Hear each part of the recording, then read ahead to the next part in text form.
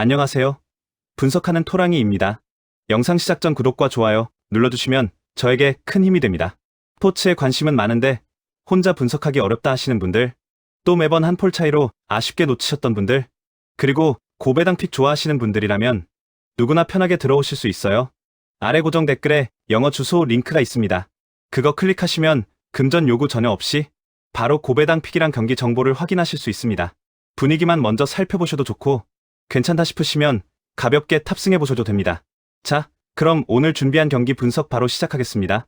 첫 번째 경기 브라질 대 세네갈. 오늘 첫 번째 경기는 브라질 대 세네갈입니다.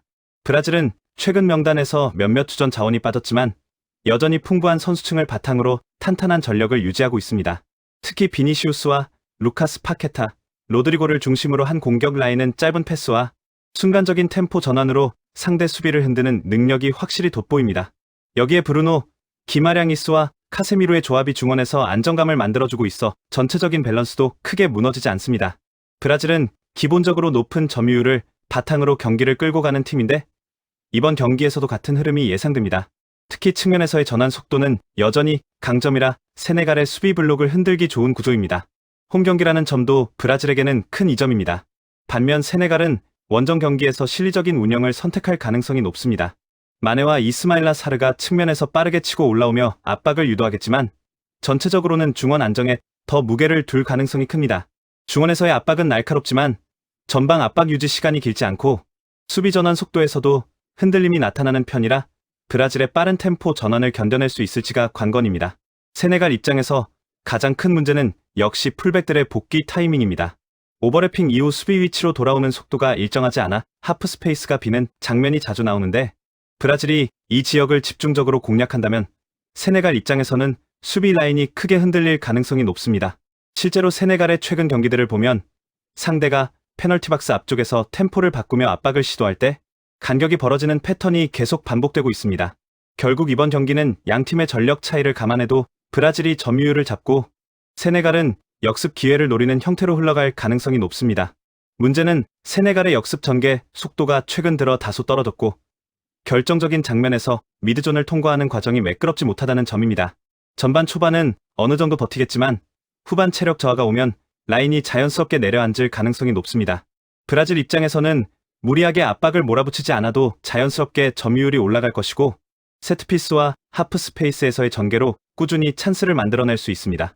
마무리 과정에서 조금의 오차만 줄인다면 득점은 충분히 나올 흐름입니다. 전체적으로 경기 흐름을 보면 브라질이 유리하게 운영하며 브라질 2대1 승리 구도가 가장 현실적입니다. 두 번째 경기 조지아 대 스페인. 이번 매치는 전력 조직력 경기 운영 능력까지 모든 부분에서 큰 차이가 나는 구조로 진행될 가능성이 높습니다. 조지아는 최근 대표팀에서 핵심 자원들이 빠지면서 공격 선택지가 크게 줄어든 상태입니다. 주전 공격수 오타르 카카바제와 조르즈 미카우타제의 이탈은 전방에서 공을 버텨주는 능력 자체가 사라진 것과 마찬가지입니다. 대체 자원들은 경험적으로나 안정감에서 차이가 크다 보니 이번 경기에서 공격 전개가 매끄럽게 이어지긴 어려워 보입니다. 조지아는 그나마 미카우타제와 조르즈 크글리타리아가 기동력으로 버텨왔는데 이 두 자원이 빠지면서 공격의 창의성과 전진 템포 모두 떨어졌습니다. 그렇다 보니 오늘 조지아는 수비 위주로 경기를 운영할 가능성이 큽니다. 홈 이점을 활용해 수비 라인을 내리고 하프라인 아래에서 밀집 수비를 구축하며 스페인의 전방 압박을 최대한 차단해야 하는 상황이죠. 하지만 이런 운영은 경기 내내 수비 시간만 길어지게 만들고 체력 부담을 더욱 크게 만드는 패턴으로 이어질 가능성이 높습니다. 반면 스페인은 상황이 완전히 다릅니다. 비록 라민 야말, 로드리, 페드리, 니코 윌리엄스 등 주전 자원 다수가 부상으로 빠졌지만 팀 전체의 전개력은 크게 흔들리지 않았습니다. 이들 부재 속에서도 아얀과 로드리가 빠진 중원에 올모와 가비가 추가적으로 책임을 분담하며 스페인 특유의 높은 점유율과 빠른 패스 플레이를 그대로 유지하고 있습니다. 수비 조직력도 최근 경기에서 안정적이고 압박 강도도 상대보다 훨씬 높습니다. 특히 조지아와의 맞대결에서는 스페인이 압도적으로 우위를 보여왔습니다. 홈에서는 전진 압박 이후 빠른 볼 회수를 통해 경기 템포를 계속 끌고 가는 흐름이 반복되고 있고 조지아의 느린 전환 속도와 중원 불안정을 감안하면 이번 경기에서도 스페인이 중원부터 경기 주도권을 잡을 가능성이 매우 큽니다. 결국 이 경기는 스페인의 빠른 패스 전개와 미드존 장악 능력이 조지아를 압도하는 흐름이 될 것입니다. 조지아가 초반에 버티더라도 스페인의 압박이 계속되면 수비 블록이 점점 내려앉을 수밖에 없고 그렇게 되면 스페인의 전진 패스와 박스 근처 콤비네이션이 살아나며 득점 상황이 충분히 나올 수 있습니다.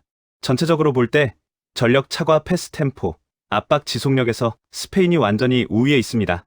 조지아는 역습 한두 번 시도할 수는 있겠지만 경기 전체 흐름을 바꾸기엔 역부족입니다.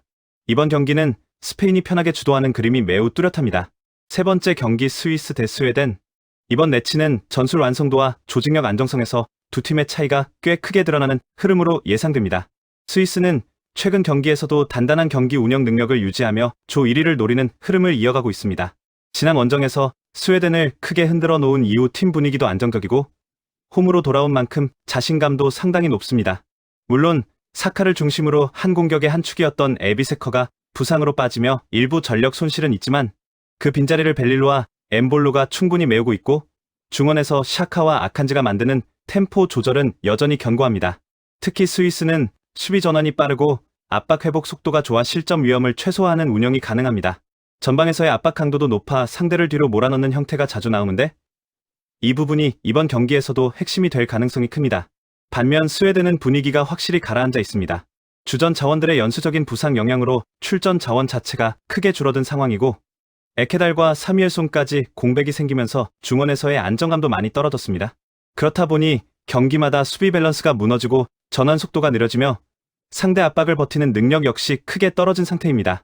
이번 경기에서도 점유율을 꾸준히 유지하기보다는 수비 블록을 형성한 뒤 역습을 노리는 방향이 유력한데 문제는 이 패턴이 최근 몇 경기 동안 제대로 작동하지 않았다는 점입니다. 스웨덴은 수비 라인이 내려앉는 시간대가 길어질수록 뒷공간이 넓어지고 측면 커버도 느슨해지며 집중력이 무너지는 패턴을 보여왔습니다. 특히 후반으로 갈수록 체력적인 하락이 뚜렷해 압박 복귀 속도가 늦어지고 세컨드볼 회수가 잘 되지 않는 문제가 반복되고 있습니다. 오늘 경기에서도 비슷한 흐름이 나올 가능성이 크고 이는 스위스가 경기 중반 이후 찬스를 계속 넓혀가는 쪽으로 이어질 가능성이 높습니다. 결국 이 경기는 안정적인 중원 장악력과 수비 전환 속도에서 앞서는 스위스가 확실하게 유리한 구도입니다. 홈에서의 운영 능력까지 감안하면 스위스가 주도권을 거의 놓치지 않을 것으로 보이고 스웨덴은 역습 한두 번을 제외하면 공격적으로 크게 위협을 만들기 어려운 구조입니다. 전략 리듬 조직력 모든 면에서 스위스의 우위가 분명한 경기입니다.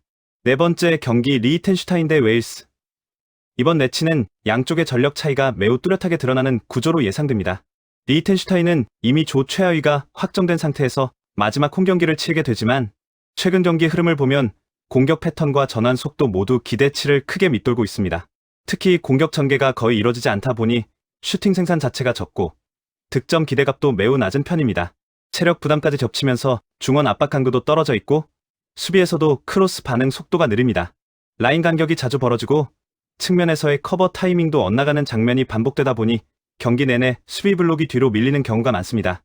리히텐슈타인의 가장 큰 문제는 공을 잡은 뒤 이어지는 두 번째 패스.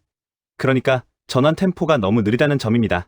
이 부분이 해결되지 않으면 웨일스의 전방 압박을 버티기 어렵고 이 경기에서도 비슷한 흐름이 반복될 가능성이 높습니다.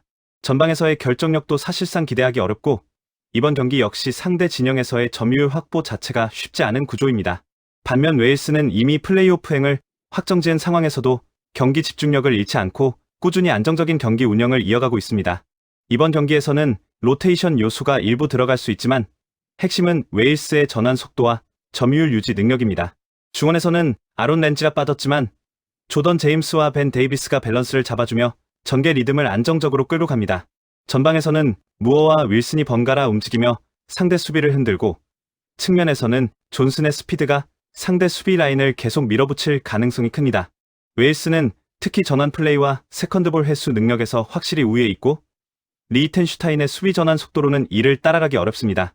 라인이 무너지는 시간이 반복되면 웨일스가 박스 근처에서 더 많은 슈팅과 득점 기회를 가져갈 가능성이 크고 후반으로 갈수록 경기 자체가 웨일스 쪽으로 더 많이 기울 겁니다. 체력 격차와 조직력, 템포 모두 웨일스 우세가 분명한 구도입니다. 결국 이 경기는 경기 주도권과 점유율, 그리고 전환 속도에서 확실한 차이를 보이는 경기입니다. 웨일스는 위험 부담 없이 안정적으로 경기를 풀어나갈 것이고 리히텐슈타인은 역습을 시도하더라도 올라가는 속도가 늦어 마무리까지 이어가기 어려울 가능성이 큽니다. 종합적인 흐름은 웨일스가 경기 내내 흔들림 없는 템포를 유지하며 다득점 가능성까지 노릴 수 있는 그림입니다. 최종 예상 정리. 브라질 vs 세네갈. 조지아, 베스, 스페인, 리, 스위스, 비르스, 스웨덴, 리히텐슈타인, 베스, 웨일스, 스. 오늘도 끝까지 함께 해주셔서 정말 감사합니다. 혹시 이런 분들 계실 거예요? 스포츠는 좋아하는데 혼자 분석하려니 막막한 분, 매번 아쉽게 한 폴락으로 속상했던 분, 고배당 픽은 땡기지만 혼자 시도하기 부담됐던 분, 그리고 정보가 부족해서 시작조차 어려웠던 분들까지요. 저희 멤버방은 그런 분들을 위해 만들어진 곳입니다.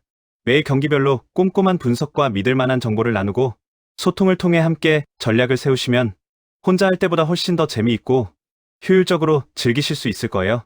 혼자 고민하지 마시고 같이 즐기면서 수익 만들어 보세요. 스포츠는 혼자보다는 함께 할 때 훨씬 더 즐겁습니다. 오늘 시청해 주셔서 다시 한번 감사드립니다.